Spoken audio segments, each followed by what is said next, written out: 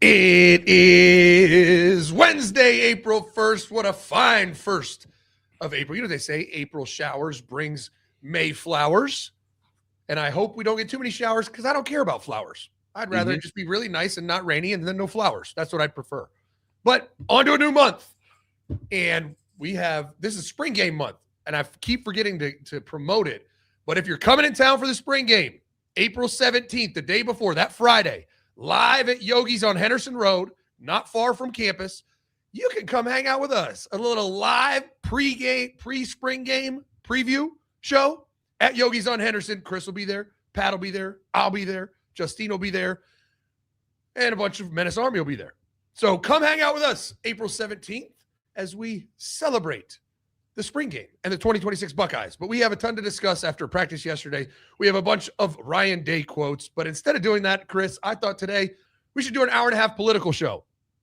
Talk about politics, talk about Israel, talk about Palestine. We could talk about what's going on in Iran. I mean, I think it's good. You know, it's Wednesday, midweek. Let's just do politics the whole day. That's why I wore this hat. Sound like a plan? I don't really do politics, Paul. I do like culture politics. I can do race relations, you know? You love doing race relations. That's like your favorite topic. Yeah, I don't know if I can do politics all like that. I think you could. Well, you could just drive the conversation. Let's just do that. And let's expose how big of a scumbag I am for loving God. Like yesterday, I got called all the names in the comments. Every now and then, Zach shows the true scumbag he is. It shows his true colors. I'm like, because I said, Jesus is king. Guilty. The Jaden Ivey thing has people up in arms, man. Up in arms, and I don't get it. And I do understand the whole premise around like you definitely have freedom of speech, but with that comes freedom of repercussions. I understand all of that. I'm just saying the repercussions were like a horrendously bad response. But we're not going to talk about that. I want to talk about Trump. I want to talk about Kamala Harris, and I just want to talk about all that today. Or happy April Fool's Day. Let's talk college football. What do you say? What do you say? Oh, dude, I'm wincing over here. I'm like, oh goodness, this son of a bitch is not about to make me do this, is he? I was like, I'll go there. You know, I'll go there. It's just like, you know, it's just a war. It'll just be a war. And I don't like to read comments after we do stuff like that. Mm-mm. We also have a guest in studio today. One of the best volleyball players in the 2030 class is visiting studio today. She is insane. I've got to watch her a couple times. She wants to come say hi real quick. She's super camera shy, but we're trying to build her brand. The Spida herself. Number 3 on the M41s, Quinn Smith. You should have had Pat do like a Yeah, Pat, give me an intro. Give me a Quinn intro. Like Bulls, 96. What's your height, Quinn? 5'10". Standing at 5'10" on M41 middle school volleyball club team. Number 3, Quinn Spida Smith. Oh, we got to clip that. I'm playing it before every game. Ben Vargo's out there somewhere. Clip that for me. I need that. Ben Vargo's out there somewhere. I'm going to put it over her highlights. She makes like highlights. I'm going to put it over it to start it with like one of those flash intros where she's like, you know, taking off her warm-up shirt. Yeah. Like wiping her face, getting some water. Chris, what's the song they use in like the From Akron, St. Vincent, St. Mary? Oh, yeah. Which one? It's the do-do-do-do-do-do-do-do. Yeah. Dude, boss. Yes, Dude, that's it. Dude, as much as I hate on LeBron, that's one of my favorite things in sports. How they shout out St. Vincent, St. Mary's. Yeah. It just like I got chills with Pat just bringing it up. Similar to when they used to do the Bulls intro with Michael Jordan. The shit would go black and that bull light would go around the crowd. Just nothing better. Nothing better. But let's try to keep it PG-13. Right. And if not, it's not like she hasn't heard it before. That's you, big dog. Me and Patrick are always PG-13. I'm well aware. All right, let's get it when going. it comes to never mind. When it comes to When it comes to like sexuality, sometimes we like drift off into the abyss. Yes, especially you. But that's really that's PG-13, right? I wouldn't say nowadays PG-13 is pretty much anything. We got 498 likes yesterday. We didn't hit 500. We missed it by 2. Two people. That's all. It had to hit the like button, and we'd hit 500. Damn. Let's get it done today. Let's get it done on April 1st. Happy April Fool's Day. We're going to talk football, not politics. Hit that like button if you're happy about it. And let's get 500 likes. Let's get it started. Lukey, let them know what time it is, Bubba. It is. They need to level up. I think we have some freaks in Menace Army. I'm okay with that. Go watch the fucking film. But I appreciate you for riding with us, Menace Army. Menace out. Menace Army! Let's get to the show! I think Quinn was the only one that didn't say it, though, now that I really paid attention.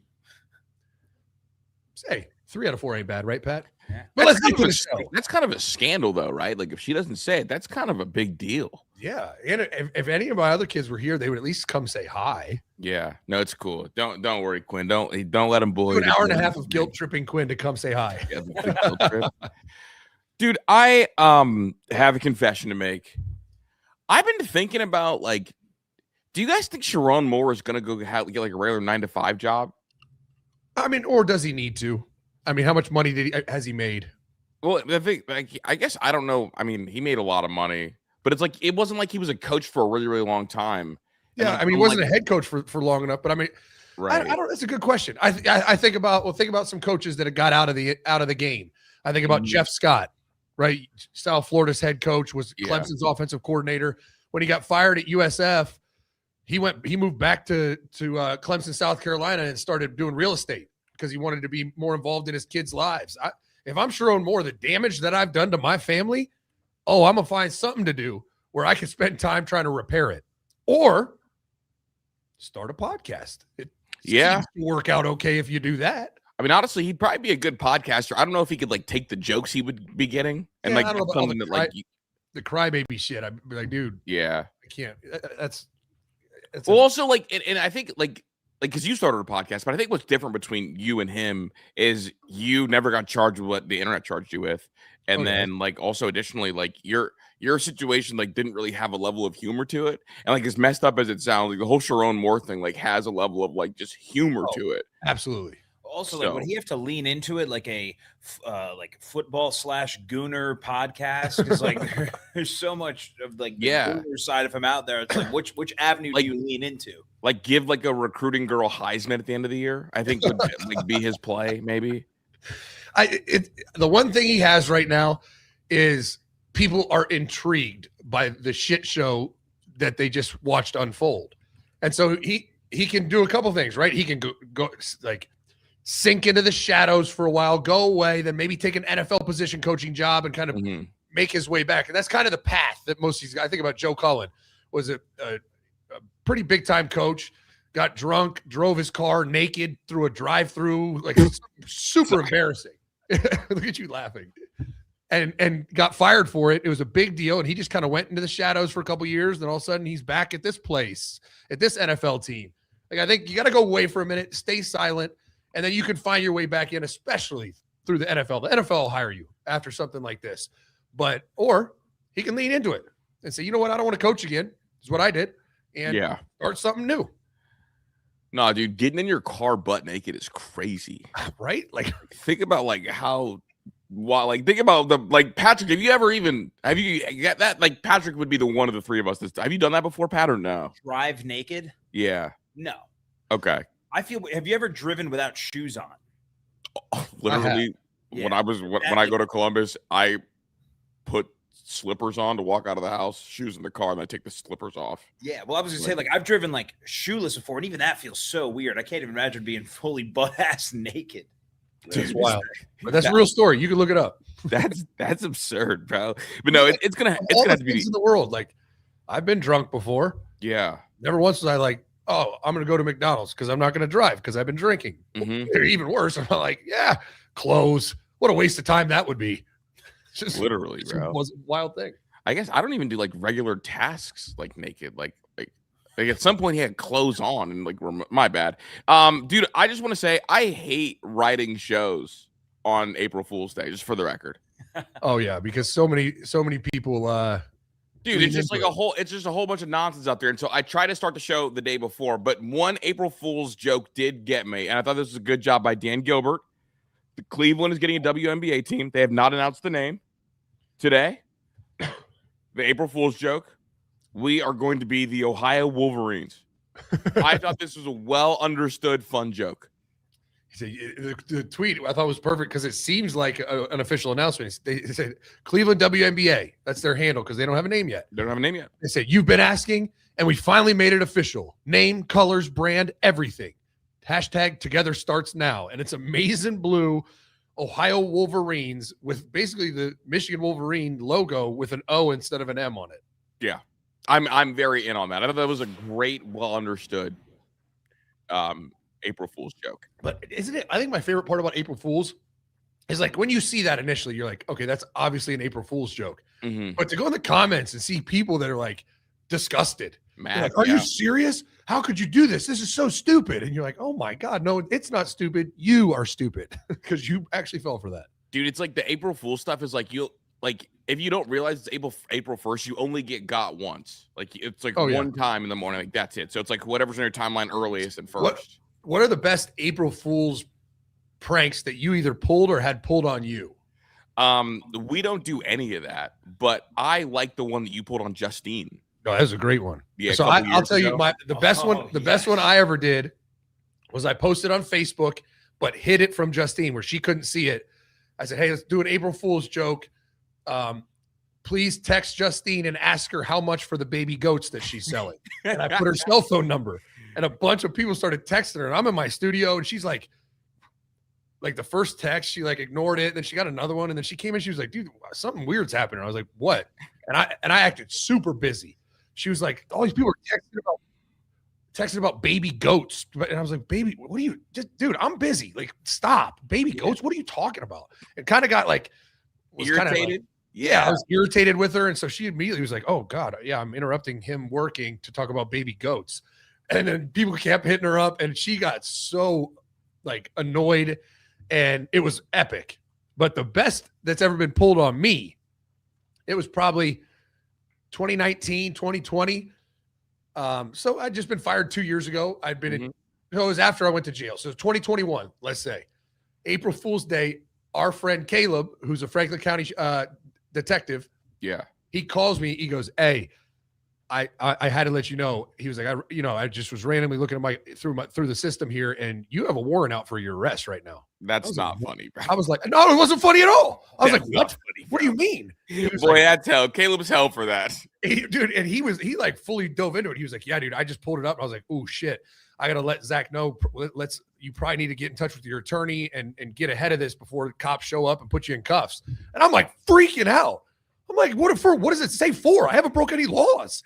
And he was like, it's unclear. He just kept selling it. And then finally, like 20 minutes in, he's like, "Hey, happy April Fools." I was like, dude, that is not funny. That is not a funny prank. Not funny, dude. No. Not funny. But I'm curious, what's the best April Fool's prank you've either gotten pulled on you or that you pulled on someone else? I want to hear some good stories. That is me as well. Okay, dude, I'm going to hit a super chat here in a sec, but I do want to get this out here. 11 Warriors compiled all of the earliest black stripes. Yeah. There's only 2 freshmen to have lost their black stripe in fewer spring practices than Brock Boyd. Those 2 are Jeremiah Smith and Carnell Tate. M pointed it out. We were talking about this. The team is calling him White Lightning. Yes. I love it. I love it. Dog, thoughts on the nickname first, and then thoughts on him losing his black stripe. That's rare company. I mean, you got to come in hot and come in killing it. And I mean, you remember what the coaches told me with Carnell Tate. I mean, after he lost his black stripe, once spring was done, they said this is the best true freshman receiver we've ever had here. And then you're coming off the heels of Garrett Wilson, Chris Olave, a bunch of true freshmen that played were first rounders, but they all said Carnell. And then obviously Jeremiah came in and they're like, okay, pause that. Here's the best receiver prospect we've ever seen. And for this kid he's killing it. And I don't follow recruiting. I didn't know who this kid was until he started popping up on depth charts and they started spring. And by all accounts, he is killing it. One of those might not allow you to not put him on the field type of performances so far. Dude, I'm telling you, we're talking about rare air. I also do like that the team's calling him White Lightning because I do want to have a reason to just bring up that he's white as much as possible. And it's like if the team says it, then I can say it. Right. And my favorite tweet yesterday was everybody, tweeting God forbid a white boy get a little bit of motion. Right. Hey, with the white, what did he say? White winter? It's a white boy winner, exciting winner. whites. It's the white takeover. And I mean, to be honest, like I mean, call me racist, but even after the first and second practice, when I was hearing about it, I was like, come on, dude. Like, are we for real? Dude, I'm telling you, like in today's iteration of Ohio State, it is harder to step foot on the moon. It's harder to step foot on the field as a true freshman, as a white boy at receiver, than it is to step foot on the moon. Yeah, I don't know. Has it ever happened? No. And so, like in the Ryan Day era, like NASA could put something in the moon tomorrow. I think this is, I mean, it's obviously great for the kid, great for the Buckeyes, but I think most importantly, being a 3-star recruit out of Texas, I think it really speaks to Brian Hartline and how he evaluated, because, his recruiting classes year in, year out were pretty much always like the top ranked guys in the country. And you could say he was chasing stars, although most of them panned out. Well, and sometimes like when he would offer a kid that was low, shoot up, they would just fly up the ratings like afterwards, because he was like the proven guy. So like recruiting services were like, oh my God, like if Brian Hartline wants him, he's probably better than the one that North Carolina wants, the one that Georgia wants, the one that USC. Like he's probably better than those kids. So it was even hard for him to not be viewed as a star chaser because of that. And then also there was some star chasing. Like you and I both had concerns about Julian Fleming. We both did. Yeah. And that felt like star chasing. Yeah. And then there was that whole class, the 4 receivers that all transferred weren't good. Kojo Antwi, Keon Graves, remember they told us was Chris Olave, which holy shit, that was awful. Caleb Brown, who I liked, and there was one other one, but none of them played. Yeah, none of them played. But I think it's just being in Brian Hartline's shoes at one point. It takes a shitload of conviction as a position coach at Ohio State to take a kid that's the 126th receiver in the country. Because if he's not good enough, everyone's gonna look at you like, you idiot. He was the 126th receiver in the country. It just takes a lot of conviction. You have to have a ton of conviction to say, no, this kid is a baller. I want him. He's good enough to play here, and he's my guy. I'm taking him. And I keep bringing up like the potential of playing him early. And Zach, the reason I keep bringing it up is because that level of Texas high school football, that like being a high school football coach in Texas at that level, that's a full-time gig. And we talk about like coaching and like what that looks like and like really good coaching. Like we saw J.K. Dobbins got to Ohio State, played at a really high level in Texas. He was ready to go, or closest to ready to go. And it took some kind of polishing at the end and ended up being a pretty decent player. Garrett Wilson, he high level, really high level. And they knew it and got it done. Like he was able to play pretty early. And so I think about like Okudah didn't play a lot as a freshman, but I felt like he could have played a lot as a freshman. But like it feels like guys at that level of Texas are just closer to college ready because the programs down there, the South Lake Carrolls, like places like that are run closer to college programs. Absolutely, they absolutely are. I mean, from so many different aspects. I mean, one, I've talked about it before. I mean, they have spring football. Yeah, it's very well calculated. I mean, it'll be in the middle of the school day. You'll go to 3 periods of class, go change into pads, go out and practice for an hour and a half, come back in, change back into clothes, and finish your school day out. I mean, there's a high level commitment to the sport of really all sports, but football specifically. I mean, the facilities they have, the amount of money they pay their coaches. I mean, there's a reason why Texas football players are well developed, and it's because of the system that the state has created. Yeah, Texas has created a monster. I think that they probably, I want to ask you, and I guess I don't know if I've asked this before, but I'm going to ask it again just in case. Who do you think has better coaching in their state? Texas at the highest level or Georgia at the highest level? Just out of curiosity. Probably a slight edge to Texas. Okay. I mean, you're talking about probably the 2 best states. Yeah, I think those are the 2 best coach states. I think Florida has the most like raw talent. Oh, yeah, for sure. I think Texas has probably better coaching than Georgia, but Georgia might have more raw athletes. Yeah, and I think Ohio is on the same level when it comes to coaching, maybe slightly lesser when it comes to the athletes in Ohio. Yeah, I think Ohio's closer to like Louisiana in terms of like talent and coaching. Yeah. Like there's like a couple pockets that have good coaching, but there's a lot of like not great coaching, and in large part because like they don't have spring football, so it's hard to make a football coach a full-time. Like honestly, the way you look at it is if you go state by state and look at like coaches' salaries. Yeah. There's no doubt. And that's the problem with Florida. I mean, outside of the powerhouses that and that you've heard of, I mean, Florida coaching in general is not very good because they don't pay shit. So, and I've talked about several coaches that coached in the state of Florida at a public school, and eventually it was like, dude, I'm not making shit. And then they take a job in Georgia to be a head coach at some program and triple or quadruple their salary like that.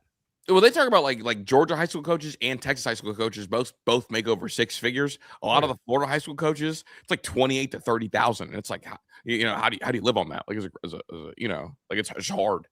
Yeah. In Ohio, almost all of our coaches had like other jobs as well, except for like not even like some of the private school coaches had second jobs.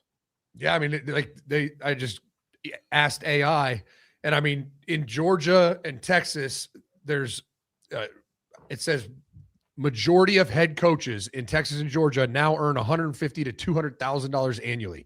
Think about that, man. Like crazy. Like Joey King is a head coach in Georgia, makes $219K a year. John Reed in Georgia makes $188K. Riley Dodge in Texas makes $175. I mean, that's big. I mean, it's big. That's big money for huge. Yeah, that's big money. So. No, I'm excited for Brock Boyd. All right, I do want to get a commercial break, Zach, but I need to talk about some of the Ryan Day quick updates because I think they're important. Because even though everyone's talking about Brock Boyd, myself included, Ryan Day still wants us to, hey, look, like Chris Henry's still here. So yeah, right. And I think that's valid. He's got a ton of talent. Yeah, but the exciting White has been hooping. Mm-hmm. Back to practice tomorrow. We'll see if he does it again. All right, we'll be right back after this. Menace Army, luxury bedding is one of those things, bedding for your bed that you sleep on, is one of those things you don't truly understand until you sleep in it. That was exactly my experience with Quince. The softness, the weight, the quality of the materials, it's a difference you notice right away and then appreciate every night that you sleep in it more and more and more. It's European linen bedding that gets softer with each wash. Organic cotton sheets that feel luxurious, breathable bamboo that stays cool all night, quilts, comforters, duvet inserts, you name it, they got it all. When I crawl into bed, it feels like a luxury hotel. But lucky for me, it costs 50 to 60% less but the same European linen, same high quality materials, half the price. I thought my old sheets were fine until I tried Quince. The difference is unreal. They're so soft and cozy that hitting snooze has become a lifestyle choice. Right now, get free shipping on your order and 365-day returns when you go to quince.com/menace. That's a full year to decide if you love them. And honestly, you will. Now available in Canada too. Don't wait on this. Go to quince.com/menace for free shipping, 365-day returns. Quince.com/menace. All right, Menace Army, I don't know about you. When your hair starts to thin, confidence can too. That's why Hims makes it simple to feel like yourself again with access to simple, personalized care that fits your life. They offer convenient access to a range of prescription hair loss treatments with ingredients that work, including chews, oral medications, serums, serums, sprays. It's doctor-trusted ingredients that can stop further hair loss and regrow hair in as little as 3 to 6 months. Think of Hims as your digital front door that gets you back to your old self. With simple 100% online access to trusted treatments for real health concerns, all in one place. For simple online access to personalized and affordable care for hair loss, ED, weight loss, and more, visit hims.com/menace. That's hims.com/menace for your free online visit. hims.com/menace. Featured products include compounded drug products, which the FDA does not approve or verify for safety, effectiveness, or quality. Prescription required. See website for full details, restrictions, and important safety information. Individual results may vary based on studies of topical and oral minoxidil and finasteride. There you go. Finasteride. I got those chemicals down now. No, you nailed both of those. Good work. Ryan Day talked about Chris Henry Jr. Obviously, like Brock Boyd was a talk yesterday, but Ryan Day had this to say: Chris Henry Jr.'s goal should be to become a day one starter. Everything he thought he saw from Henry in recruiting, he has seen in the spring, but he still has some work to do. He has all the traits. He has all the skills, is what he said. Yeah. I mean, I think we know we could have guessed that, right? I mean, you watch Chris Henry Jr. highlights from high school, you watch the clips from this spring, you could see he has the ability, right? Mm-hmm. And there's not a lot of times when you hit on a kid, like in recruiting, you bring a kid in, you get into spring ball, starts practicing. If it's a hit, like you were right, the kid's a baller. Doesn't mean he's going to play right away. It just means you can see the talent. Now you got to teach him how to play college football, be a college football player, and how to, refine his skills to be effective at that level, but you can usually see the talent no matter what. Even if he's a ways away from playing, you're like, damn, he runs really well. He gets in and out of cuts well. He's got good ball skills. I just got to teach him the game and teach him the position. And once he masters those two things, he's going to be a really good player. It's not very often you get a guy like Jeremiah Smith that you're like, damn, there's his talent. He's doing it consistently. He's pretty refined, and he's ready right now. That's very, very rare. So, I mean, I think Chris Henry Jr. is going to be a dude. Let's not forget Marvin Harrison Jr. is a top 5 pick, redshirted his first year, didn't play. Do you think that, like, I mean, I guess like when you were there or with Ryan Day or with Urban or whoever, like if you had higher expectations as a player, was it a little harder to get your black stripe off sometimes? Or is that not a thing? Yeah. Is that more like, okay. Well, I also wanted them to earn it. Like, I would have never, ever, ever let Brock Boyd get his stripe off this early. It feels so early, dude. I don't know. It's like, once you, I mean, don't get me wrong. You want to reward kids. Yeah. And it's a psychological game. One, the kid earned it, obviously, number one, but that doesn't mean you do it. He's got a long freshman year. You could do it later in the spring. Make him keep coming consistently and, you know, use it as motivation. Like, dude, you're so close. Like, keep stacking days and we're going to get that stripe off. The other side of it is if you feel like this kid has already proven it, that he's going to bring it every day and stack days, and you're like, he doesn't need that motivation. He's going to do it. I can tell. Like, after coaching him for 2 weeks in practice, I can tell that's just who he is. Then you start thinking about, all right, then what could his black stripe do? Usually use it to motivate a player. Well, what taking his black stripe off could do is motivate Chris Henry Jr. Yeah. So now you're taking a kid's black stripe off to motivate a different kid.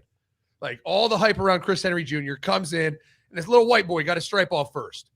That's got to be like, oh, that should be me. And then all of a sudden it motivates Chris Henry Jr. You see him have an uptick in work ethic and, you know, energy and effort in practice. And so you use it as a motivational tool. Does that put a little target on Brock's back as well for some of those DBs that are trying to get their black stripe off? Like, if I'm Timmons, absolutely. I'm looking across it like, damn, maybe I was trying to go too hard after the wrong one. I want that one that had dozens of black stripes. Absolutely. Off. And I would, you know, when I was coaching receivers, if something like this came up, we'd have a meeting after practice. I'd be like, hey, come to my office. Let's talk about this. And I'd tell him, I'd be like, dude, congratulations. Great job. You're killing it. Got to keep doing it. Keep stacking days. But understand there is a big target on your back now. Yeah. These other freshmen, whether it's the receivers or the DBs, I mean, they're all looking at you like jealous AF, like so jealous because you got your black stripe off before any of them. This is fucked up. You ever take somebody's black stripe off? They play like shit the next couple of weeks. You wanted to put it back on? Oh, absolutely. we had a kid in Florida. His name was Nyan Boateng. Yeah. He actually didn't get it off, but it was a train wreck at the beginning. The Urban started adding black stripes every day. He had a bad day. Like, he had one, and then he put another one over here, then another one over here, and then one day it was so bad he told him to just put tape on his whole helmet. His whole helmet was just black electrical tape. Like, damn. No, that's hell, dude. Like, damn, like we took that black stripe off. You're playing like shit. Come here. We got a reverse black stripe alert. that was, and he was a really nice kid. And it's a very talented player from New York, from Brooklyn. And I'll never forget, I was the GA at the time, and he fumbled in practice. You had to do a fumble drill, right? Where you had 2 balls and you had to do an up down and smash your forearms to the ground every 5 yards. And then a coach, or in this situation, me, would sit there and punch the ball, try to knock it out. If it knocked out, you had to start over. So I'm doing it. Punch the ball. And I swung, and he moved the ball. And so I hit him in the jaw. But, I mean, it was his fault. He moved the ball out of the way so I wouldn't knock it out. And he stood up and threw the ball at me, and all our, like, veteran receivers were standing there watching, and they jumped his ass. The minute he threw the ball at me like he was going to come after me, 4 of them just started beating the shit out of him. Like, man, you don't do that to our coach. That's Coach Zach. And just bop. It was hilarious. I would have quit. If I get punched in the jaw by my position coach, even if it's my fault, I'm not taking accountability, one. And if I get jumped right afterwards, you guys will never see me again. He transferred to Cal, so that would do it. I was my favorite, but it was after his freshman year. He was like, in 2005, he was like our big receiver recruit. Mm-hmm. And then Percy Harvin committed. And everyone would talk to him about it. He was like, man, I don't give a fuck about no Percy Harvin, Marcy Harvin. Don't care, bro. No one's coming in here and beating me out. Percy came in, beat him out day one. Wow. And Percy was supposed to came in corner first, right? Or no, that was Joe Hayden. That was Joe was receiver. He came in as a receiver first and moved to corner. Said, yeah, I'll go corner. No, I mean, I'm not getting punched in the jaw during punishment. This sport's just not for me, I guess. It's definitely not. Yeah, definitely not for me. But hey, the thing about me is I've always been super self-aware. I've never pretended like football was for me. Very true. Oh my God, they're back to calling me soft in the chat. Insane. I can't even be real about myself. Who wants to get punched in the jaw and then jumped afterwards for getting upset? Like, get the hell out of here. So Legend Bay has been out for a couple days. It sounds like he's got a little bit of an injury, so that's why we haven't heard his name too much lately. That's what Ryan Dave gave a quick update on. And I don't know. Oh, and then more on Brock Boyd. So third newcomer, and I guess I would like to ask you do you think Chris Henry is next? Do you think it'll be another receiver, or do you? Oh wait, no. This is my question. Did you ever have a case where a player or a couple players would come to you and be like, "Hey, so and so's ready for their black stripe to be off"? Like, because that's what I think is likely what happened to Brock Boyd. Because I don't know if they wanted to pull it off this early, but it feels like players were co-signing him like crazy. Yeah, I mean, I like once the culture in my room was where I wanted it. It happened every year, or I'd ask him before I went, because for us it was Ryan Stamper. Now it's CJ Barnett. They're like the black stripe, in charge of the black stripes. And initially, when I got to Ohio State, I would go to them and be like, "Hey, I think it's time to take his black stripe off." Then they would go check with Urban, and Urban would say yes or no. But it got to the point in my room where I would be like, either I would ask my veterans or I'd tell them, "Hey, this is your room. You're in charge of it. When you think he's ready to get his black stripe off, go tell Stamp to take his black stripe off. Why I got to do it for? It's your room. It's not my room. It's your room." Giving him ownership. And so I think it's a leadership quality and an opportunity to build that leadership. Again, what is a black stripe?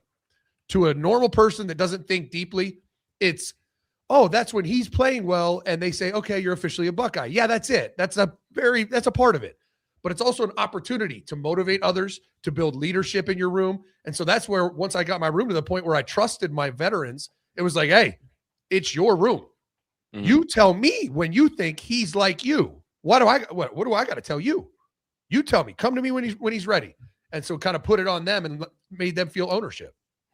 When someone is ready to lose their black stripe that early, and like if the position coach wants to do it and it's this early, does the position coach have to go to Ryan Day too? Be like, hey, like, we know this is pretty early. I mean, it's got to run through Ryan, but it just depends. I mean, the way we did it, and I don't know if they still do it this way, is in this scenario, like Cortez Hankton would go to CJ Barnett, and then CJ Barnett would run it by Ryan and then do it after practice.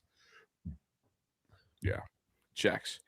You got asked about Tavian St. Clair. So the one thing about Tavian St. Clair this year, he is way more confident this time around than when he was a freshman, and he has shown that he can throw a really beautiful ball. And at pro day, he just needs more reps was kind of the thing. But also that checks out too, because like every time that you turn around, you're telling us that like he's another deep ball connect, and that second group of receivers seems to love playing with him. Yeah, for sure. I mean, he's had a phenomenal spring so far. And I think what's of note here, for the first time in a long time, we have two quarterbacks. That's it. Yeah. I mean, it's been at least three every year the last handful of years. I mean, think back to Justin Fields' year. There was one, right? Yeah, it was just him. And then it was like, what, can you name the second and third string? In 19? Gunnar Hoke. Yep. And Chugginoff. Yeah. Oh, that's a great trivia question. That's good. Look at me. That's good, because Jameson Williams luckily from Hoke. Gunnar Hoke's mom was Cam and Quinn's preschool teacher, so yeah. I knew the kid. So I would not forget my Kaufman alum. But yeah, look at that, Chugginoff. I pulled that out of right field. Yeah, dude, Chugs. All right, here we go. The next one. Can you tell me where Chugs transferred in from? Oh, no, not a clue. West Virginia? Yeah, holy shit. Okay, he's on a heater. All right, now the final one. Can you tell me where Gunnar Hoke transferred in from? Louisville? Close. Kentucky? Yeah. Damn. He's a Kentucky kid. You almost went 3 for 3, but those are very fucking hard questions, just so you know. I had the right state. Yeah. Very, very, very tough. Think about it. So that's back to finish my point after the trivia. This is the first time where the second quarterback is getting all of the reps.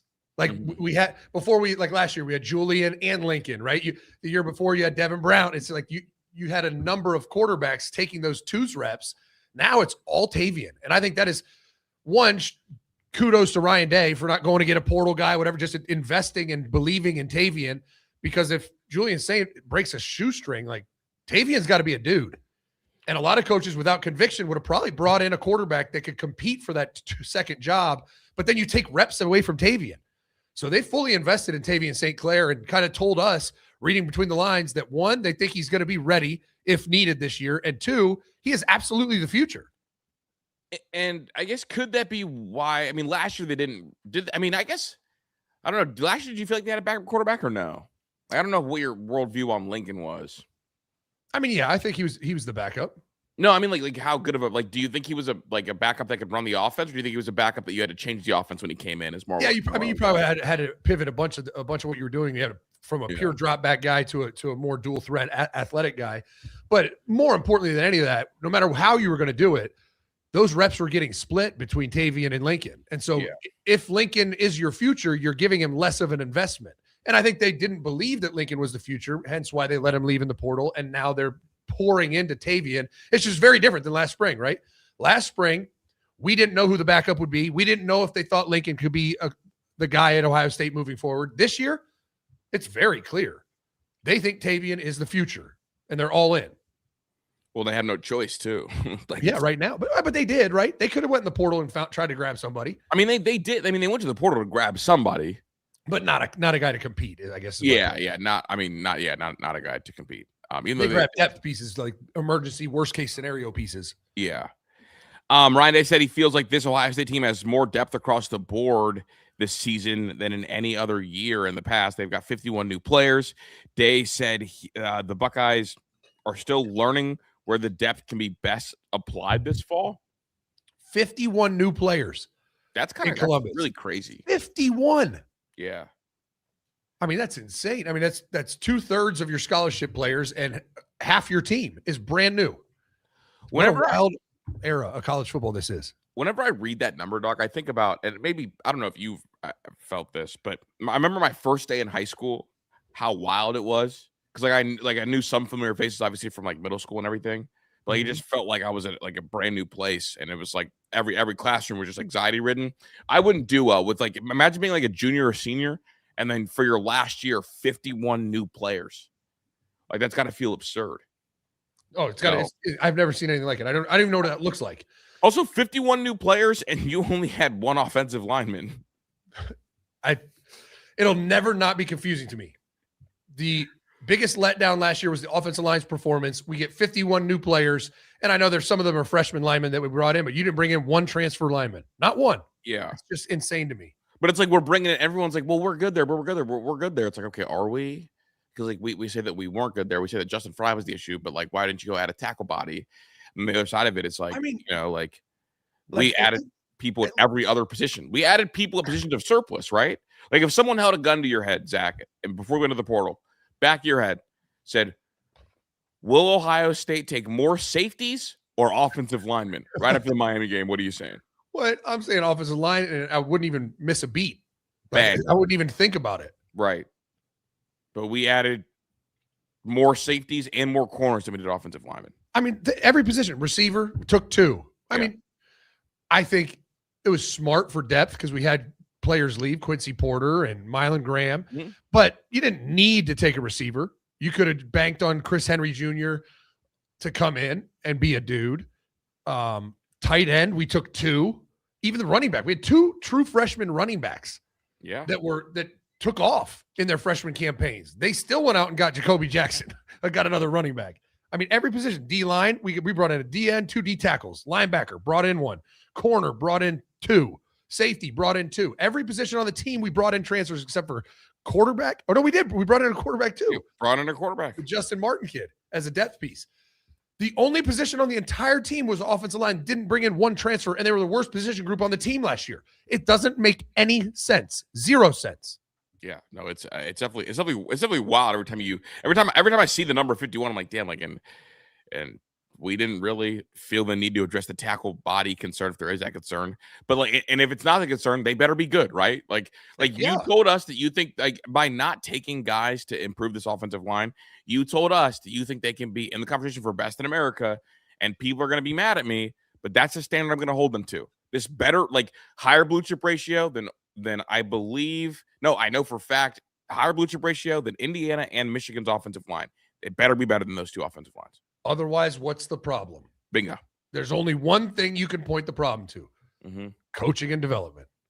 Because it'd be one thing if we felt like the Ohio State coaches thought that there was a bunch of kids who couldn't play at this level. They were miss eval, they're not good enough to win a national championship. If that was the case, you would go bring in at least a transfer lineman. By them not bringing in a transfer, that is Tyler Bowen telling us they are good enough talent-wise to win a national championship at Ohio State. There's only one thing to blame if they're not good enough, and that's Tyler Bowen himself, period. Is what it is. Is what it is. Let's get a commercial break, come back, chop it up. Sounds good. I love commercial breaks. That's how we pay the bills. I got club volleyball to pay for still. We got a weekend in Chicago this weekend to pay for, so we got to get all the commercials in. We'll be right back after this. For the second time in 2 years, Netflix just raised their prices. And I don't know if you try to watch an Indians or Reds game here in Columbus. You can't do it. If you have YouTube TV, Hulu, any of those, you can't watch baseball games. They black them out. That's why we use the P6 Mini. It's a device you buy, one-time fee, and you get everything. Every show, every game, every movie ever made.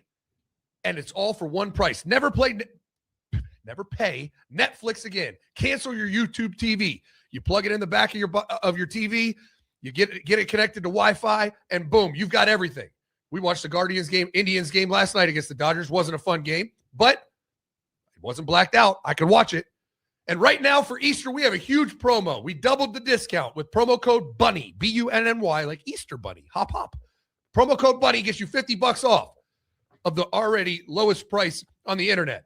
So go over to menacetosports.com, go to our shop. It's the first thing in our store. You'll see it, the P6 Mini. Go check it out. $50 off, promo code BUNNY. I've talked about them and been on them for a year and a half, and I'm proud and really fired up to launch our newest platform, Menace to Fitness, to deliver the best peptides at the cheapest price directly to your doorstep. If you don't know peptides are the future of medicine. They're short chains of amino acids that act as building blocks for proteins and function as signaling molecules throughout your body, aka they're protein strands and amino acids. Nothing bad, no side effects, and there's several that can do a multitude of different things. I'm on the Wolverine stack, which is BPC 157, that is all about healing, right? If you have a sore shoulder, you got some issues, it'll help your body heal. Also, if you work out hard, you don't get as sore. And then CJC 1295 is the other one I'm on, which stimulates growth hormone. There's also weight loss peptides, and we have all of them for you. Menace2Fitness, the number 2.co. Go over to it right now. I need to get a link on our website, but that's all you got to do. Type it in, Menace2, number 2Fitness.co, and check out our prices, check out our supplies, and go get your order in. It's probably one of the biggest level ups I've had. If you want to have a health hack with no side effects, research peptides, and I am the guy to deliver them to you. Menace2Fitness.co. Go check it out.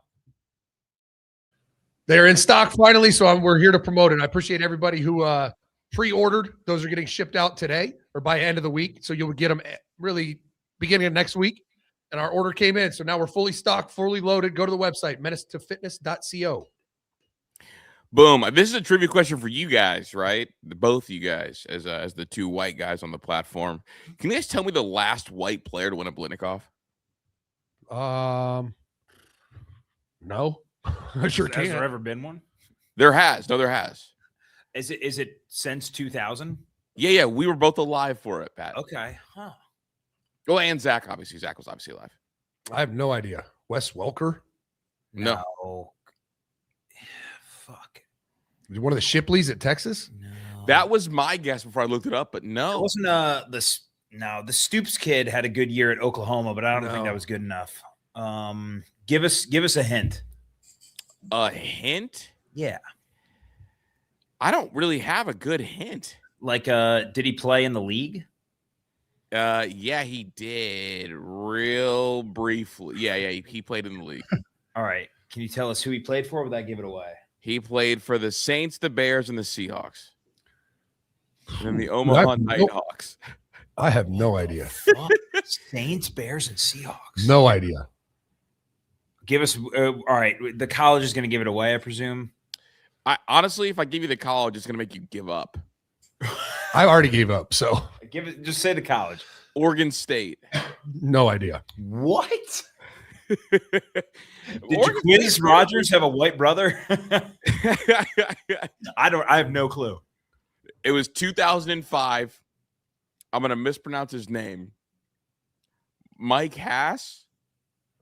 Mike Ass. What? Did you just get April Fool's? Mike Hass, 2005, 90 catches, 1,500 yards, 17-yard average. He was the one between Braylon Edwards and Calvin Johnson. Dude, what? What? Braylon Edwards, don't remember Mike this Hass, Calvin Johnson, Crabtree, Golden Tate, Blackman. That's crazy. You know what's really crazy though, Chris? Oregon State and Ohio State have the same number of Blitnikoff Award winners. No. Ohio State has 2. Wait. Yeah, and Brandon Cooks won it at Oregon State in 2013. Oh my God, Oregon State's got a little motion. Or it's just a complete disrespect to Ohio State. What the 2 Blitnikoff winners in the history of the program. You know, that's crazy. Same as Oregon State. The real OSU. If they get one more, are they wide receiver U? I mean, shit, they might be. How many does Oklahoma State have? Well, they have at least 2. Because they've got 2 with Blackman. Do They have 4 total, though. Yeah. Right? Or no. They just have 2 total. I tripped up a little bit. No, Blackman and Des Bryant has to have one too, right? Yeah. Does Ohio State have the least amount of Blitnikoffs out of the 3 OSUs? So there's let's see, 3 Dude, teams. James Washington won one at Oklahoma State. There's 3 teams with 3 Blitnikoff Award winners. That leads the country. Oklahoma State, but it's only 2 players, Justin Blackman twice and James Washington once. Yeah. Pitt Panthers, Antonio Bryant in 2000, Fitzgerald in 03, and Jordan Addison in 21. Wow. And then Bama, Amari Cooper in 14, Judy in 18, Devontae Smith in 2020. I didn't realize that that Des Bryant didn't have one. Yeah, that's what I would have thought too. It's crazy. That is so crazy. The real OSU is Oklahoma State. Who knew? Dude, Mike Hass. What number did he wear, dude? He wore number 83, I think, or 18. I was hoping he wore number 11 so we could trace it back. I mean, I'm looking at this picture. He's wearing number 26. Yeah, 28 in college, actually. 28? That's disgusting. That's sick, though, for a receiver. No. I love when they wear those fucking Jack, you're not going to stop. Terrible. That's terrible. I love that shit. 26 is god-awful for a receiver. 28, Oh. 28. Whatever. They're still bad. Portal data, quick portal note. One of the guys at CBS did a study. How often do first or second team all-conference players transfer from the 2026 cycle? There was a notable divide between the conferences. G6, over 70% of their first team players or second team players all got up out of there. Makes sense, right? You're a group of 6. You're all conference. You're one of the best group of 6. You're trying to level up. You're trying to go play that next cut of college football. And get some money, get more money. Yeah. ACC and Big 12, 43% of their first or second team players transferred. And this just speaks to the dominance of the 2 conferences, the Big 10 and SEC, because if you're an all ACC player, you're probably looking to go to an SEC or Big 10 school and go win a national championship. So it just makes sense, right? All these guys are trying to level up. And this doesn't count going conference to conference. It's like what percentage of players did you lose to other conferences? Right. So this doesn't even include Mensa. Just how crazy that is. Yeah. The Big 10 and SEC, only 2.6%. Again, where are you going? If you're all conference at Bama, LSU, Georgia, Ohio State, Michigan, where are you going? Nowhere. I don't know. I mean, and I bet you those 2.6% were Max Clairs of the world. Yeah. That are like all conference at a really shitty Big 10 school, and they transfer. I guess they would have to transfer out of conference though. Yeah, it'd have to be out of conference transfer. But that to that point, it's like, all right, yeah, I'm second team all Big 10 at Iowa, but I want to go to Bama. Yeah, I mean, it's like if Coy Parrish decided to go to Bama instead of Oregon, Yeah. Like it's like that. It's like Keandre Lambert-Smith. Yeah, bingo. I don't know that he was all Big Ten, but he's a really good player at Penn State. He's like, I want to level up, transfer to the SEC. And then, which is crazy because then Auburn was horrible, and then Penn State was a Keandre Lambert-Smith away from making it to the Natty. Yep. So neither here nor there. And then the further breakdown, Zach, conference players, first or second team, the Big Ten actually had 0.0% of their all-conference players go. None. Of that 2.6%, it was only the one SEC transfer. That's wild. That's it. So the Big Ten talent retention didn't lose anybody to other conferences. That was worth it. It's always good to see data points to support what you know is reality, but we could have guessed this, right? Like the Big Ten and SEC are playing at such a higher level than the ACC and Big 12 across the board. I mean, the conversation is and it's not much of a conversation because I think it's been the Big Ten for 3 years, but the gap between the SEC and Big Ten is tiny. The gap between the SEC and probably the ACC as the next best conference is sizably bigger. Yeah, it's like who do you think is the third best conference out of curiosity? Because I think like depending on what side of my bed I sleep on, I could switch. Yeah. Oh, I think their gap, the ACC Big 12 gap, is a lot like the Big 10 SEC gap. Yeah. I don't think it's a big gap, but I think I would pick the ACC just with talent levels at places like Clemson, Florida State. I know Florida State sucked, but the talent level's high. What Miami did, making it to a Natty, like we haven't seen a Big 12 team in the Natty in the last 3 years. Yeah, no, I definitely tend to agree with you. And like they also I think they're better right now, and they have slightly more upside. And also I think Miami is good enough to be kind of a power. Because I think Miami would win the ACC every year. I mean, not the ACC because they can't win the ACC. They would win the Big 12 every year. They can't win the ACC. Yeah.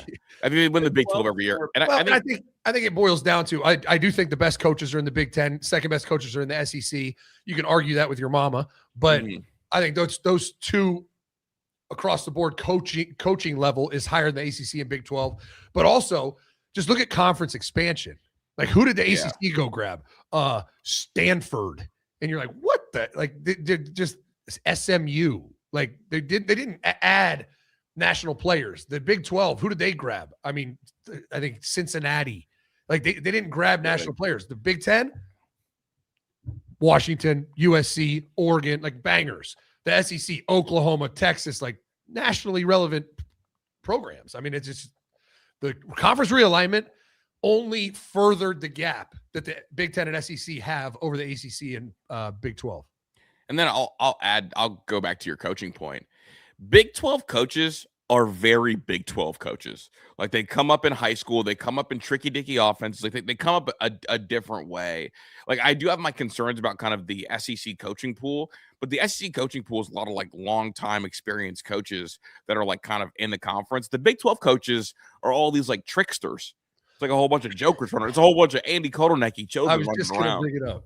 Like, right? Like with the Big 10, they go get a lot of guys that were like NFL assistant coaches. They come in and they're like Midwest guys. Like the Big 12, it's a lot of goofballs out there. There is, you don't want to disparage the whole conference as that, but it's definitely more prevalent. It's very goofball-y, dude. Yeah. I mean, think about the coaches that like have dominated the Big 12 recently. They're guys that haven't really been sitting in the Big 12 for a long time. I mean, Dillingham went from Oregon to Arizona State. And it's like, he wasn't a guy that was a long-time Big 12 guy. And he came out there and like these little Big 12 defenses with the playing 15 yards back because they're scared to miss a tackle and get run by. Like they cut that up. Like Sam Levet, I mean, made fucking $6 million off the backs of that. And then if you look at Texas Tech, like they kind of were like, all right, we're going to build this team from the trenches because we're in the Big 12. And if we have a good pass rush, we can, mitigate everything. That's what they did. Yeah. And Joey McGuire's not a long-time Big 12 coach. He is a high school coach, and their GM was one that is more from the SEC Big 10 cloth. So it's like you look at like what works in the Big 12, and it's people from outside the Big 12. And because of that, I do think the ACC is a better conference because the coaching's better. Mm-hmm. So I agree. Just general food for thought. I think you have some really good coaches at even those mid-tier. Again, I think Like, I think Manny Diaz is a good football coach. That's exactly what I was going to bring up. Manny Diaz is a good football coach. Yeah. Georgia Tech is well coached every year. Like Jeff Brom is a good football coach, dude. Yes, like Brett absolutely. Key, good football coach. Like you have like a lot of really Pat Narduzzi is a phenomenal football coach. Really Mario good Cristobal, great football coach. I just think I think the coaching is. And Zach, what's true about everybody you just listed off? Mario was at Oregon. Yeah. Like Mario, Oregon. And Bama. Yeah. Before And that. Bama. Brom, Big Ten. Mm-hmm. Brent Key, Bama. Yeah. Narduzzi, Big Ten. Narduzzi, Big Ten. Like you're talking about a lot of guys that honestly came from the Big Ten. Manny, That's really Manny Diaz. Yeah, Manny Penn Diaz. State. Big Ten. No. I agree. I was ready to argue about this one. I don't think there's much to argue. I really don't. I think it's Big Ten 1, SEC 2, but that's a close race. Huge drop off. ACC 3, Big 12 4, tight gap. Yeah, and then JMU is pretty close to them too. So is Tulane. No, but yes, the drop off from Big 12 to Chris's favorite argument is like it couldn't even fit in this room. How big that drop off is. You know, it's funny when I was like typing this up. I'm thinking to myself, we don't want to get April Fools today, so we're just gonna keep it with the data from yesterday. And I thought to myself, okay, like I couldn't tell if 70% transfer rate from G5 was a good thing for my argument or a bad thing. I know, because you actually Chris wrote it in the show notes. Says I can't tell if this helps or hurts my G5 argument. Like you literally wrote it in the show notes. Well, I mean, I think it. I don't think it hurts your argument. You think it hurts my argument, but my argument is like, damn, everybody wants us. Like everybody wants our players. So like, does it really hurt my argument? I looked at the mirror, guys. I don't think it helps nor hurts because every year you're going to have players on these group of 6 teams that are good enough to play Power 5 football, and so that works in your favor. But then also they all leave, so they're not there anymore. Yeah, I was arguing with myself in the mirror. I didn't even know I was going to bring it up. The first and second team all conference players aren't on the same G5 team. No. They're on the same 3 teams. Fucking save it. No, they're not. No, they're not. I mean, they should be. They're in my book. They are. Now, if you took the first and second team, all G6 conference team, and you made an all-star team, I'd be okay with that team making the playoffs. Honestly, that's what we should do. There should be the G5 All-Stars. That's a whole different conversation, Chris.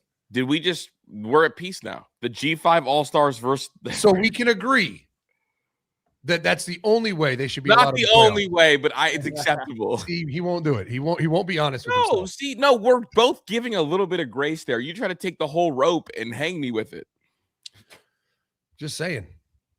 You can't take Pat. He can't take the whole rope, right? He can take part of the rope. Chris, I'm on Zach's side with the whole G5 debate. So. You are literally this is one of those, and you've had a couple in the last however many years we've been doing this. It's just a hill you just are you're demanding to die on it. I root for the little guy. I do too. I do too. I love it. March Madness, Cinderella. I root for him a ton. It doesn't mean they should be there. You definitely rooted for Robin Hood to get captured. No. You didn't? No. Patrick, did you root for Robin Hood to get captured? No. Because you guys are acting like it. That's what G5 is. They're little Robin Hood. Steal from the rich and give to the poor. Yes, that's what the regular season's for. I root for the G5 team to upset the Power 4 team. But who needed that check more, to JMU or Notre Dame? Well, JMU, obviously. Yeah. I get a check. Doesn't mean it's right. I think it does. But again, I'm pro Robin Hood. You guys are pro the establishment. I'm communist. No, we have labels now for it. Yeah, what is it? Elitist versus. Oh shit! I don't remember what you came up with. Fuck! Someone put in someone sent a super chat about it. Now I'm totally blanking. It was elitist versus. Oh fuck! I don't know. Yeah, me either. Either way, group of 6 teams should not make the college football playoffs. We settled that debate. We appreciate it. We'll be right back after this. Do you love college football arguments? You go to the bar with some buddies, have a couple beers, start arguing about who's going to be good for the Buckeyes this year, who's going to be a starting receiver, breakout player of the year. Don't do it uneducated.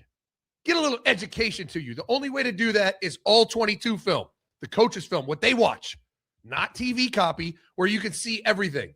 And here at Menace to Sports, we have the platform for you. Go over to menacetosports.com. The Colonel tier gets every breakdown we've done. All season long, we broke down, 50, 60 games. Go check them out. You can go back and watch all of them. Also, every week we do a live bourbon and ball where we sip on some bourbon and break down a topic. Right now, we're in the middle of breaking down the Ohio State transfer portal class. It's a 7-week series, and we've already done Christian Allegro, the linebacker, Devin McCune, the receiver from UTSA, just most recently Kyle Parker, the receiver from LSU, and my favorite so far, Earl Little Jr., who's going to be an impact safety this year. You can watch him in the Florida State-Bama game. We broke him down for an hour. If you love football, you got to check it out. It's different than anything else on the internet, and it's a money-back guarantee. If you don't like it, I'll Venmo your money right back. It's only $25. Go check it out. Sign up. And if you aren't satisfied, I'll send your money back. MenaceToSports.com. Come hang out and watch some coaches film and learn football with me. There you go. Sorry about that. We got who's tonight? Oh, the Bama duo. Yeah. John Smith, James Smith, Jim Smith. Jingleheimer Schmidt, right? Was that Yes. John Jacob Jingleheimer Schmidt. Yeah, there we go. There you have it. What else did we want to talk about? I'm just kidding. I do have it right in front of me. Dude, have you been seeing just a real quick hit? USC's been trolling everybody on social media. They've been trolling Oregon and they've been trolling Notre Dame a crazy amount. Isn't that crazy? Two teams that have actually made the playoffs. Yeah. Getting trolled by a team that just made Lincoln Riley the highest paid coach in college football and can't seem to make the playoffs. It's like, I feel like you need to earn the right to be a troll. I would agree with that. But they've been trolling, and Dan Lanning got asked about it. And he said no reaction, much more focused on winning in the fall. Which is a good answer. But also, Dan Lanning has been a social media guy since he got to Oregon. Like, there's been a real emphasis to have the Oregon program everywhere. And I really just want to take this opportunity to say again, I love that Oregon does their press conferences like Dan Lanning is an evil villain. Yeah. I mean, I think it's a good response from Dan Lanning. And I think it's also poignant that you're trolling. USC's trolling a team that they haven't beaten since 2016. Like, Damn, it's been that long? It's been 10 years since USC beat Oregon. 10. Now, they only played 4 times, but it's been 10 years since USC beat Oregon. How have they only played 4 times? They've been in the same conference for 10 years. Only playing 4 times is kind of crazy. Yeah, it is. That's nuts. Maybe they just avoided it to conference schedulers. I didn't realize they haven't played that often, but that's still crazy. 2016? 2016. Like, hold up. Let's look. Any guesses as to what Dan Lanning was doing last time USC beat Oregon? No, I don't know. Last time USC beat Oregon, Dan Lanning was the inside linebackers coach at Bama. Any guesses? Either Georgia or Georgia. No, Memphis. He spent 1 year at Memphis. So they're trolling a team they haven't beaten in a decade. And the other team they're trolling, they've lost 3 straight to. That is a rivalry. And they lost by double digits all 3 times. It's just, I think you need to earn the right to troll. And USC is a clown show. Like, you haven't made a playoff. You can't beat these 2 teams. So let's troll them on Twitter. Let's tweet at them. Dude, how crazy is that? Last time Oregon lost to USC, Dan Lanning was working for Mike Norvell at Memphis. That's crazy. Crazy. Shout out Mike Norvell. So I just wanted to float that one out there. I do want to ask you, I feel like we haven't really talked about him too much. Kalen DeBoer, obviously, like, I think this is year 3, correct? The first 2 years, he's won some games and beating Georgia, but the program has felt like almost a shell of itself in the Nick Saban era, even though they've been left with a lot of talent. I got asked about the pressure, and he said he knew what he was getting into taking the Alabama job. Yeah. There's noise everywhere you coach. There was at whatever Falls and then Fresno State. Not like this, obviously, but wherever you are, you try to block that out.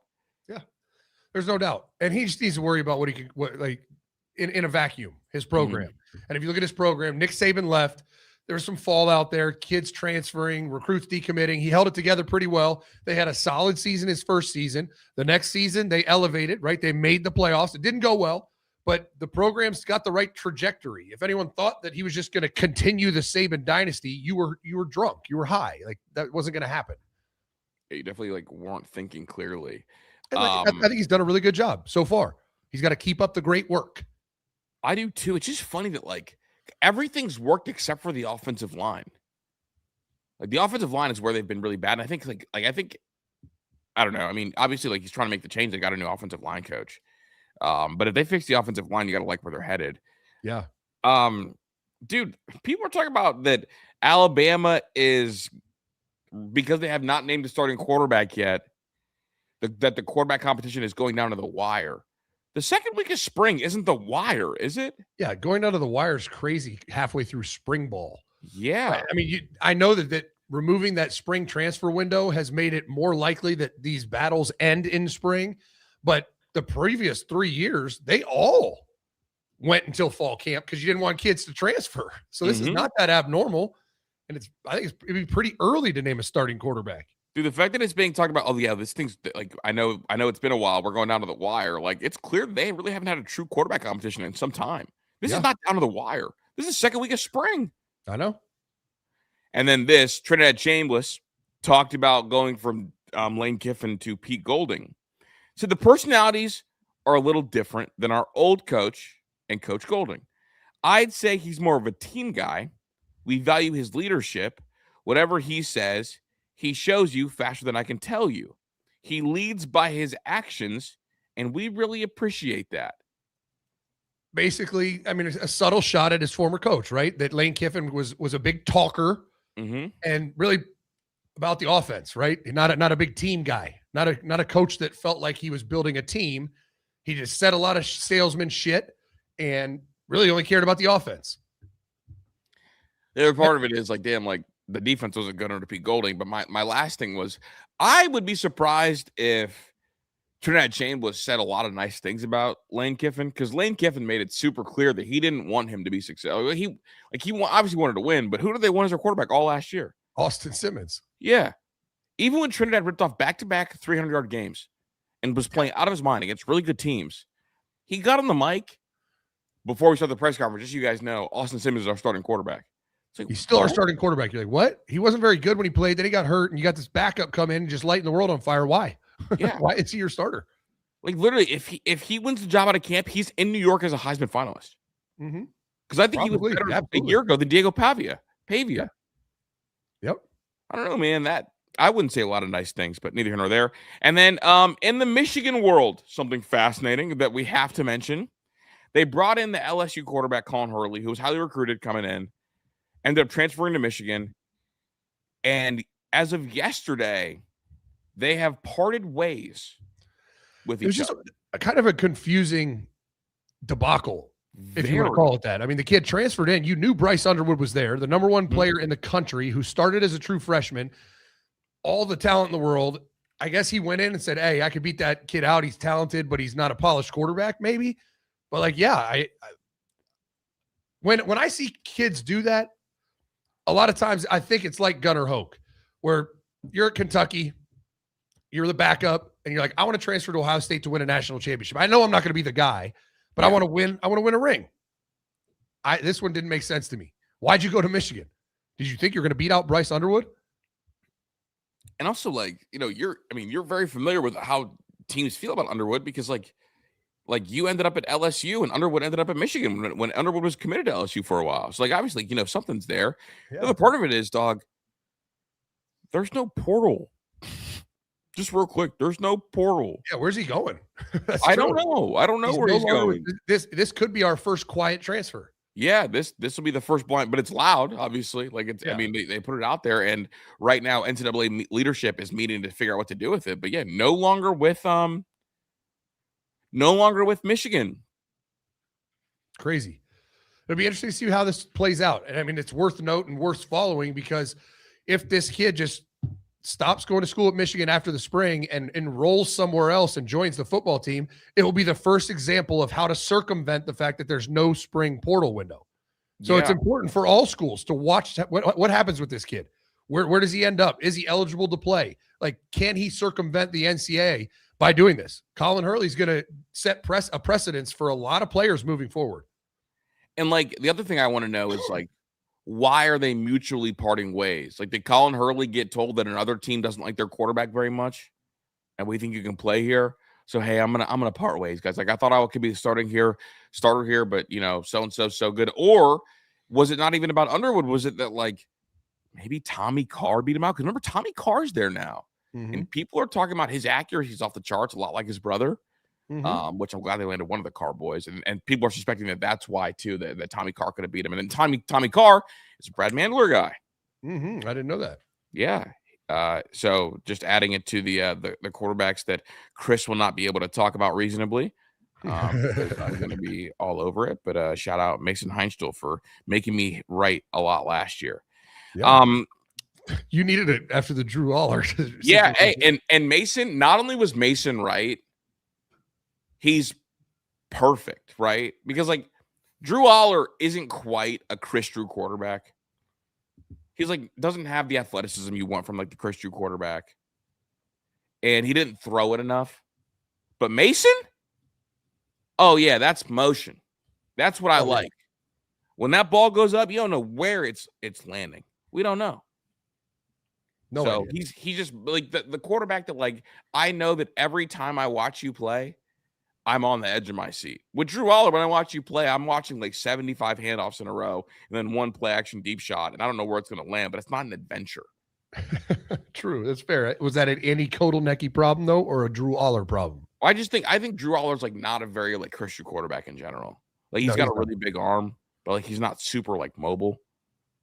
Right, or unpredictable. Like he's kind of unpredictable. Well, he is, but his unpredictable is like I'm going to throw this slant. I don't know if it's going to be 15 yards too high or not. I want unpredictable like someone's down there. I don't know if my team's down there, but somebody's down there. Let's cut this bitch loose. Right.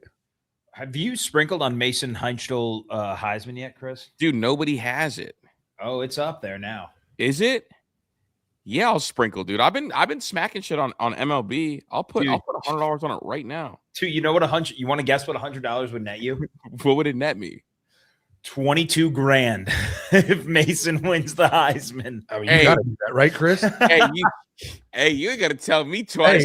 I'm just saying, I'm feeling a little Tommy Eichenberg All-American energy here. Yeah, wait a second. Hey, I need everybody in the chat to give me good juju, bro. Hold up. Where's $1,000 would net you if you threw 100 on it? Dude, I just want you guys to know that if that happens and I win $22,000, I'm just throwing a Heisman party for Menace people. I'm gonna see what kind of party $22,000 can throw me.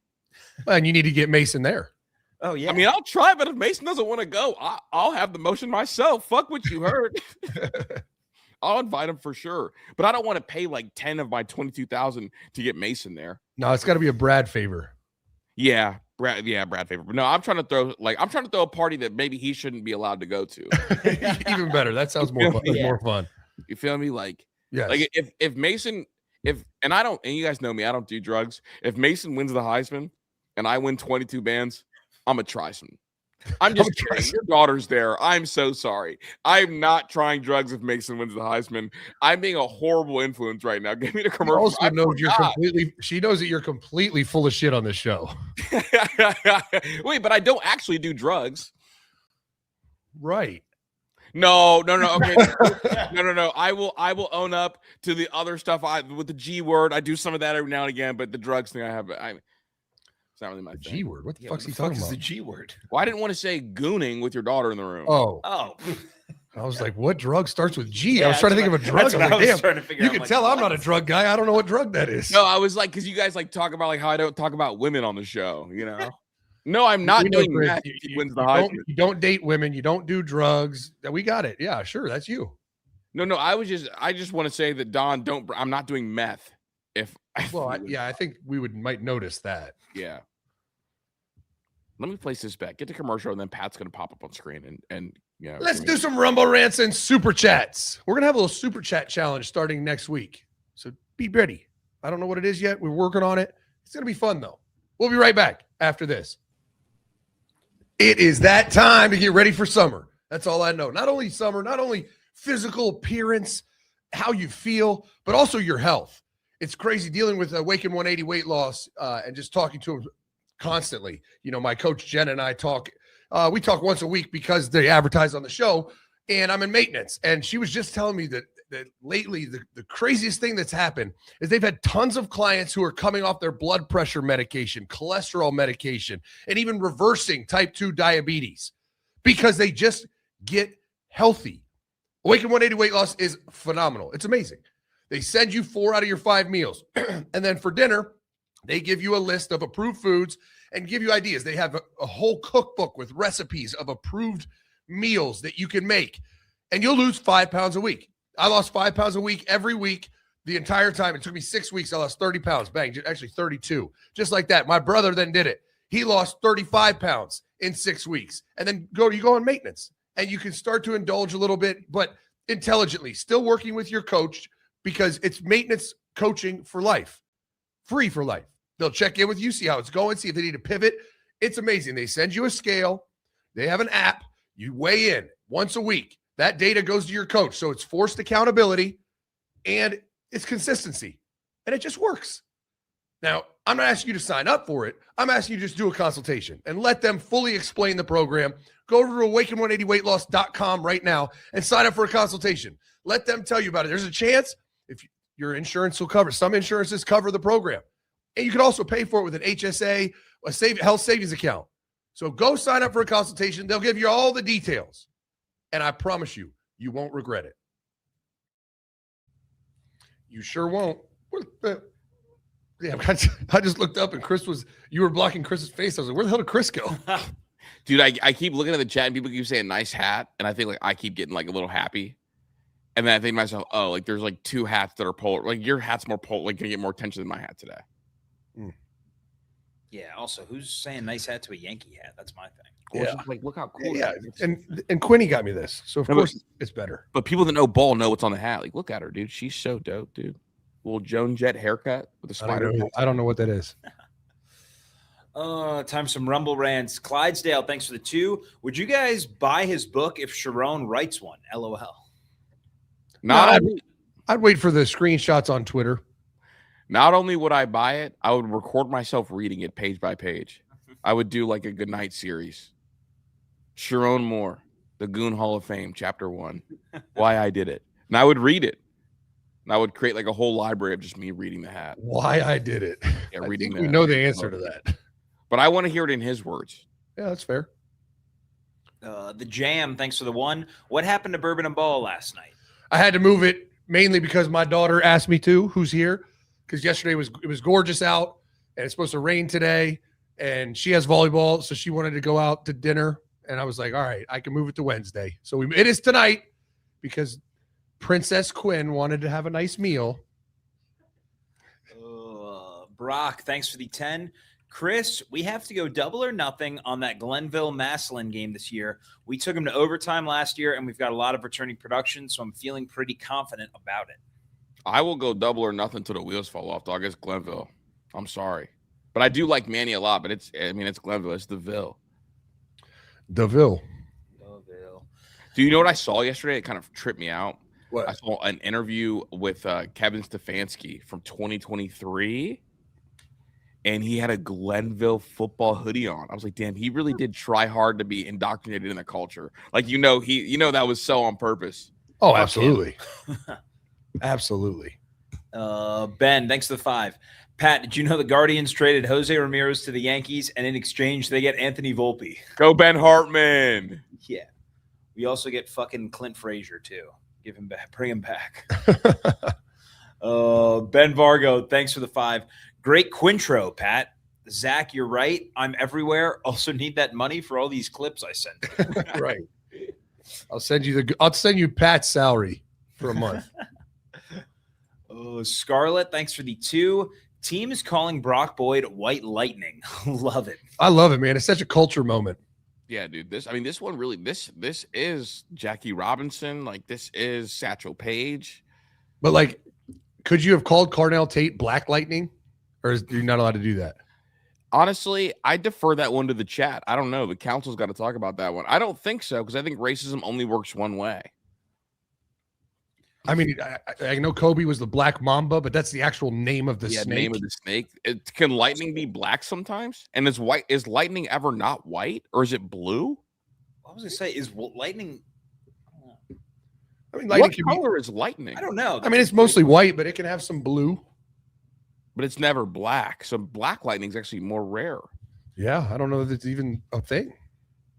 According to Google. Lightning is most commonly white or blue-white, but can appear in various colors, including purple, pink, yellow, or red. I'm not seeing any black lightning. If I saw some red lightning, I know I'm in the wrong spot. Dog, if I see some red lightning, I'm hanging it up. God, come get me right now. What do you mean? If you saw black lightning, you'd be like, I'm out. I'm out. I think. No, if I saw black lightning, I'd probably turn into the Black Panther right after. I mean, we talk about it's nighttime. Like darkness is devoid of light. Lightning is a strong light presence. If it's black, something crazy's happening.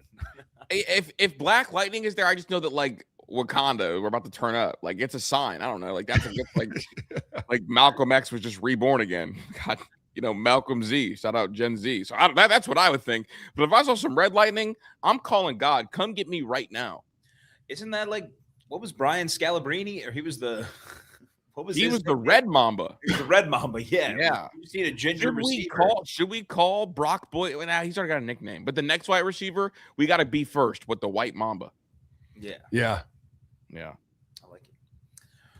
Don B, thanks for the 5. My best April Fool's joke was telling my wife I pulled out. My son will be 6 this year. Happy birthday when he turns 6. I don't think that's a joke, though. Kevin, thanks for the 5. Can we play George Jones's White Lightning if he scores, or will shit get a little too yeehaw in the shoe? I think we can afford to do it. Now, if Alabama had this problem, I think you'd probably not want to do that.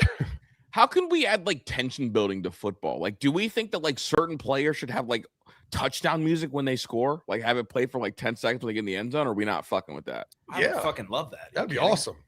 Because I saw the Mason Miller come out to corn, and I thought to myself, damn, no other sport has like a tension building or tension release moment like that to like go on top of the crowd pop. But like if Jeremiah Smith scored and some fucking Chief Keef started playing and the crowd started like the people like that's how you get everybody on board with things. And then like end of the year, everybody starts like singing the lyrics when Jeremiah Smith scores. That would be so crazy hard. That's they should absolutely do that.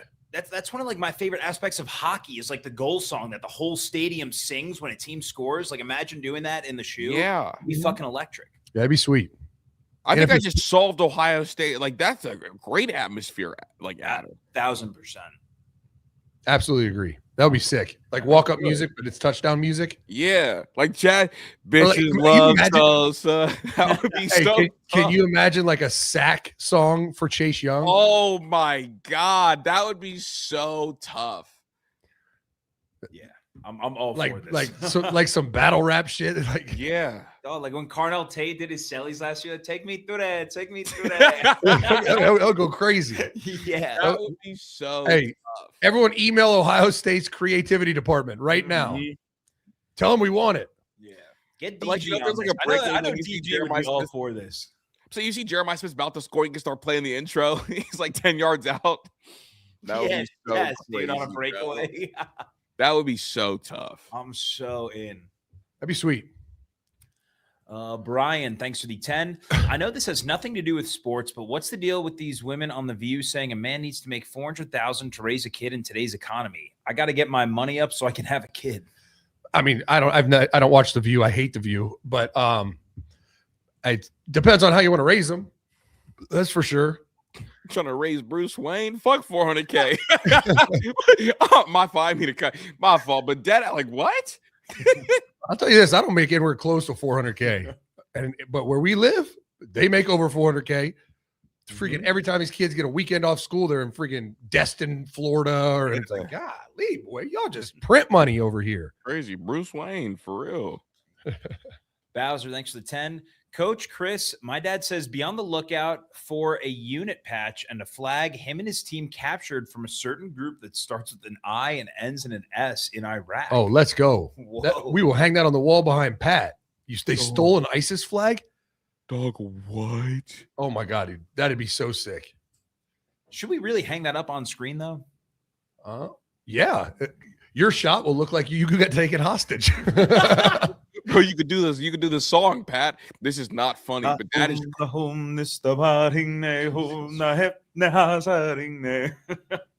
Dog, that is so crazy. I don't know. Is it legal to own one of those? Well, we're about to find out. Because, like, dog, think about it, bro. You got the "Make America Great Again" hat, and you got some bloody ISIS flag behind you, dog. That's crazy. Because the takeovers, you don't just like take it and run like all he, right? Like it's not that. It's like They're coming after you. You left your door unlocked. Let me snatch that. Oh, fuck. Right? That's like somebody died over that. I'd imagine so. That's- I'm sure there wasn't an easy. It wasn't just like left behind and just find it somewhere. I'm scared. Nick, thanks for the 2. Robin Hood stole from the government. Common mistake. Is that a mistake though? Nope, I don't think so. Matt, Shout out Robin Hood, dude. Yeah, thanks for the 2. Slush became a new member on YouTube. Appreciate Shout it, out Slush. Slush, thanks for the 2. Glad you guys are back on YouTube. Yeah, we are too. Hopefully it's our forever home. But we do love Rumble. We still are on Rumble. We appreciate everybody that moved over to Rumble with us. Brother Trucker, thanks for the 10. Last year, Chris would have gladly worked the suck side of a glory hole. Settle. There's children in the stew. On the other side, now he is walking his love. The breakup must have been messy. No. I didn't. You guys confuse how much I love Drew Aller. I love Drew Aller. I love what he meant to my city. He just wasn't the ideal Chris Drew quarterback, and I think that that's pretty consistent with my messaging. He's not like a Chris Drewist, right? I mean, you were really a big fan of Drew Aller. No, and look, like I dated a Jewish girl for a long time, pretty seriously. Like, she was super dope, but like obviously, like I'm a pretty devout Christian. That's what Drew Aller was to me. Love Drew Aller. Love my ex-girlfriend too. So, Matt, thanks for the 5. It should be the powers versus the bottoms in the group 6 playoff argument. So Chris is a bottom believer. I agree. That's it. That's it. No. I veto this idea. No, veto this idea. Solidified. I love it. Oh man. Don B, thanks to 2. Pat looks like a hostage anyway. He does. Now just imagine like a little ISIS flag behind him. What are you gonna say when people ask you where you got that from? I'm gonna say from Bowser. What do you mean? No, I'll be like, I went over and took that from him. What? Yeah, bro. That's That's where I got it. That's actually so. I smacked ISIS and took their flag. That's actually so tough, bro. Malcolm, thanks for the 5. Which freshman will score this year? Henry, Boyd, or Bay? All of the above. Yeah, I think they all will score at some point this year. Who's going to score first? First, I'm going to go Legend Bay. Give me Chris Henry, dude. I still like it's. I love Brock Boyd, but give me Chris Henry. You think so, huh? I'll take Brock Boyd. So we each have a different one to root for. The only reason why I think that is because I don't think that Brock Boyd or Chris Henry Jr. are going to be starters week 1, if they ever are this year. I don't think they will be week 1. And I think Legend Bay, they'll find a way to get some packages with him involved. But also, couldn't that same argument be why you should take Henry or Boyd is because they're not starters. So week 1 is a blowout. Yeah, that could be. But I think Legend Bay would get in when they get in too. Legend Bay would also play running back. He also might play earlier in the game. That's fair. Well, yeah, and like if it's a blowout, we're gonna run the ball, and Legend Bay is gonna be the blowout running back. So like, just more touches. Yeah. All right, that's all the super chats we've got. Get us on out of here. I love it. Nice little Wednesday episode. We are off to Chicago tomorrow for a little volleyball. See if any of these girls can hit it square. That's what I tell Quinn every time she serves. We appreciate you, Menace Army. Menace out.